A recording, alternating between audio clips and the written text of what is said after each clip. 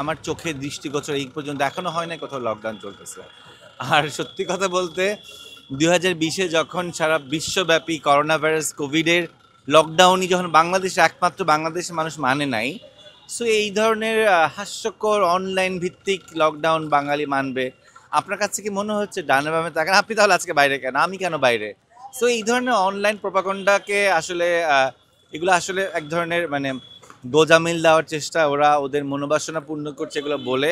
আর government তো খুব strictly এটা প্রোটেস্ট করছে, এবং প্রশাসন বলেন, নিরাপত্তা সংস্থা বলেন, গতকাল থেকে এবং তার আগের দিন থেকে যথেষ্ট সিকিউরিটি জোরদার করেছে। এবং আমার কাছে তো মনে হয়েছে যে সরকারের যে অবস্থান সেখান থেকে এই ধরনের যেটাই হোক না কেন এই লকডাউন, মানে তারা অনলাইনেই দেখ বা সোশ্যাল মিডিয়াতে দেখ, জানমালের নিরাপত্তার জন্য একটা গভর্নমেন্টের যতটুকু নিরাপত্তার বেষ্টনী দেওয়া উচিত সর্বোপরি বাংলাদেশের সবখানে, এবং এই মেগা সিটির প্রত্যেকটা এন্ট্রি পয়েন্ট থেকে শুরু করে ঢাকার প্রত্যেকটা রাস্তায় আমি তো সচল দেখছি নিরাপত্তা কর্মী। তো সো এখানে আমি অবশ্যই স্যালুট দিই এই বর্তমানে এই গভর্নমেন্টকে, যে তারা এই ধরনের ভুয়া লকডাউনের যাই হোক না কেন একটা ক্ষয়ক্ষতি হতেই পারতো বা হওয়ার সম্ভাবনা রয়েই যায়, সেখান থেকে সে একদম পুরোপুরি গভর্নমেন্ট একদম মানে তার দায়িত্ব পালন করেছে বলে আমি মনে করি।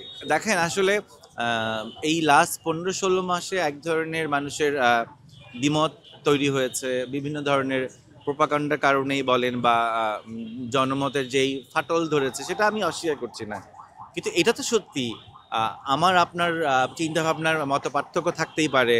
নতুন দল এনসিপি বলেন, জামাত বলেন, ছাত্র শিবির বলেন, এবং সর্বোপরি বিএনপি বলেন, সবার একটা নিজস্ব মতবাদ বা একটা আদর্শ আছে।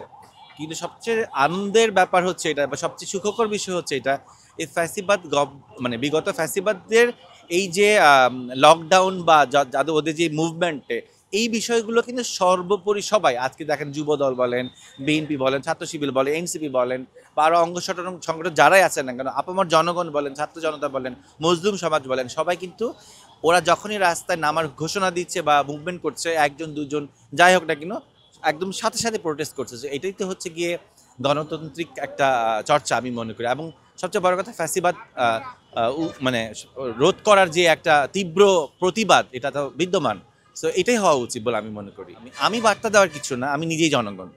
সো আমি বার্তা দেওয়া মানে আমি বিশাল কিছু। আমি আমি সব সময় একটা কথা বলি যে সবার আগে দেশ, আপনার সার্বভৌমত্ব, এই একটা বিষয়ে আপনারা কখনোই কোনো রকম কম্প্রোমাইজ করবেন না। যে যার অবস্থান থেকে আমাদের দেশটা অনেক কষ্টের, এবং আমাদের অনেক পরিশ্রম করে করে বাংলাদেশের এই যে অবস্থাটা আজকে এসেছে, এটা একদিনে হয়নি।